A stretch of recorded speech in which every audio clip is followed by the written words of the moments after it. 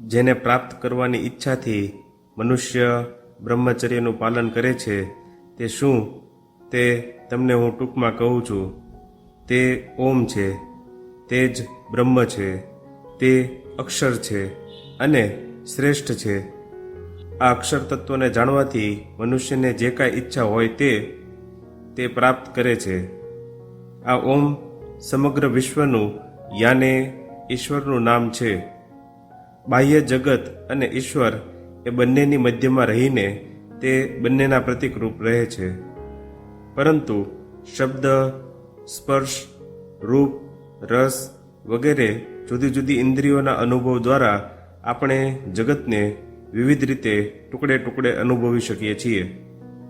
પ્રત્યેક અનુભવથી આ એક વિશ્વના જુદા જુદા દૃષ્ટિબિંદુથી આપણે લાખો વિશ્વો બનાવીએ છીએ. તે પ્રત્યેક પોતે એક સંપૂર્ણ વિશ્વ હશે અને પ્રત્યેકની પાછળ એક નામરૂપ અને તેની પાછળ ચિત્ત અગર વિચાર હશે. આ પાછળ રહેલા વિચારો તે પ્રતીકો છે. તે દરેકને એક એક નામ હોય છે. ભક્તિયોગમાં પવિત્ર પ્રતીકોના આ નામો વપરાય છે. એમાં લગભગ અનંત શક્તિ રહેલી છે. આ નામોના જપ માત્રથી જ જે જોઈએ તે મેળવી શકીએ છીએ. આપણે પૂર્ણત્વ પણ પામી શકીએ.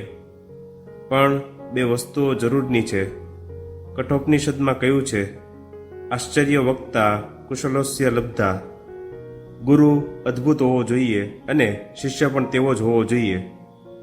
આ નામ એવા કોઈ પુરુષ પાસેથી આવવું જોઈએ કે જેણે પરંપરા અનુસાર તે પ્રાપ્ત કર્યું હોય. આધ્યાત્મિક શક્તિનો આ પ્રવાહ પ્રાચીન કાળથી તેની શક્તિ સાથે ગુરુમાંથી શિષ્યમાં વહેતો આવ્યો છે. જે વ્યક્તિ પાસેથી આ નામ મળે છે તે ગુરુ કહેવાય અને જેને તે મળે તેને શિષ્ય કહેવામાં આવે છે. વિધિ અનુસાર મંત્ર મળ્યો હોય અને તેનો જપ થતો હોય ત્યારે જ ભક્તિ માર્ગમાં પ્રગતિ થઈ તેમ કહી શકાય.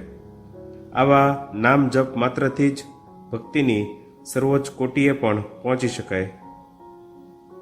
નામકારી બહુધા નિજ સર્વશક્તિ તત્રાર્પિતો નિયમિત સ્મરણે ન કાલઃ એતાદૃશી તવ કૃપા ભગવન મમાપી દુર્દેવ મીદૃશમ ઇહાજની નાનુરાગઃ.